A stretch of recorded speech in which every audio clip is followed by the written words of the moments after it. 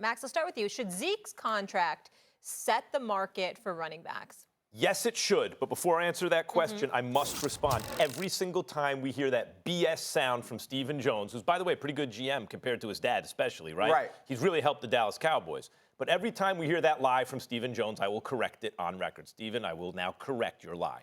It is an intentional mistruth. Like, it's not just accidental. What he said was, every time we don't pay one of these players, we're not saving Jeremy a dime. It's going to... No, first of all, Jerry Jones led the campaign that successfully got the hard cap put in place. Every hard cap necessarily means 100% of the time in the history of American team sports, money is being diverted from labor, the players, to owners. That's all. That's all it is. Free. That's how they all make their market, their fortune in the free market. But as soon as they are in this situation, immediately they make sure there's no free market for labor. Not really. So, like, the idea that he's like, oh, we would love to pay them to be Dallas Cowboys, but there's a cap, so we have to divvy it up. Your daddy invented the cap. He invented the reason that you can't pay the players. He stood by the door and threatened to walk out of a meeting to talk about that cap and to get that cap set. And so with that, you're exactly right. Okay, so that's number one. So they created, the Joneses primarily, created a situation where you must rob Peter to pay Paul. And that's what he's saying. Look, I'd like to pay Paul, but I got to rob Peter. So how much can we take from Peter to Paul? And actually, it's Peter, Paul, and Mary. There are three of them, right? The point is that you have to pay Dak because you drafted him 4th overall. Dak or Zeke? Sorry, Zeke. Okay. Pardon me. You have to pay Zeke. He has to set the market because when you use the 4th overall pick in the draft on a player, what you are saying is that DB, that tackle, that defensive end, whoever it may be that people think those positions should be paid, we know they're valuable, but we think that guy is just as valuable as one of those guys. He's that good. So you draft him. And then he pans out. He does everything. If anything, he exceeded expectations, which is hard as the 4th pick in the draft as a running back.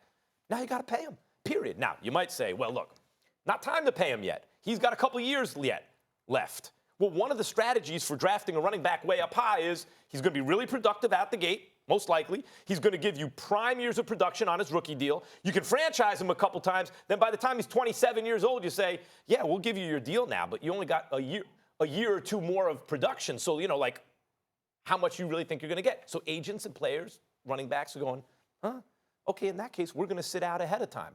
That is happening now. Therefore, you're going to have to pay him or don't draft him 4th. See, I don't agree with that. Now, looking at it from the player's perspective, if I'm Zeke, I want to set the market. I feel like I deserve to set the market because that's the precedent that's been set, right? When you're one of the top guys and it's your turn to get money, then you get it. But if you're the Dallas Cowboys, this can't set the market, right? You have to see what happened with Todd Gurley down the stretch of the end of the season when you're watching him on the sideline as C.J. Anderson carries the load for the Los Angeles Rams. And you know the way that you've used Ezekiel Elliott over these first 3 years. And also, you need enough money to sign Dak Prescott and to sign Amari Cooper because with Ezekiel Elliott alone, this team doesn't progress. With Ezekiel Elliott alone, Dak Prescott isn't your franchise quarterback of the future. He is just another guy. So if you let Ezekiel Elliott set the market, you're not just going to rob Peter to pay Paul. Paul or Peter is not getting paid. You are not keeping them. The Dallas Cowboys aren't as good of a team with just Ezekiel Elliott and maybe Amari Cooper, with just Ezekiel Elliott and maybe Dak Prescott. So it's going to have to fall somewhere in between Le'Veon Bell and Todd Gurley's number, which will make him a top 2 paid running back in the league. And he has been top 2 paid productive. And why is it going to be under Gurley?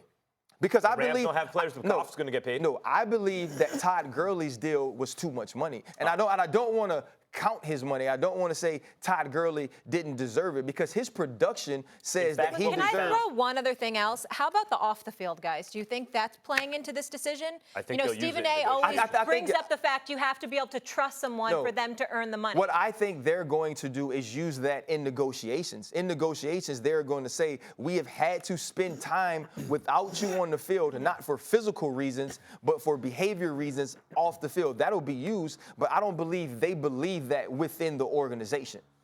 I want to address the idea that you have to pay Dak, you have to pay this one, that one. No, you got to reset the market with Zeke. And the reason is, which is like, should they reset the market for running backs is our question. The answer is yes. Quarterbacks have become overpaid.